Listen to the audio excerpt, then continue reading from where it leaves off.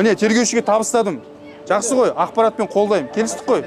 Ассалаумағалейкум ардақты ағайын, алдарыңызға шұғыл жаңалықпен шығып отырмын.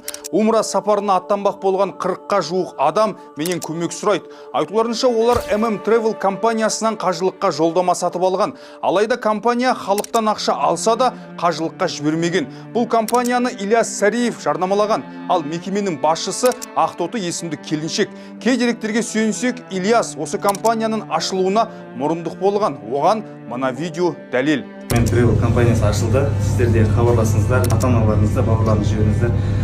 Ашылды. Алла разы болсын. Кісілердің ақшаларын қашан қайтарасыз? Қашан емес, бүгін қайтару керексіз ғой, 9 дедіңіз. Емес қой, енді қайтарады. Кім қайтарады?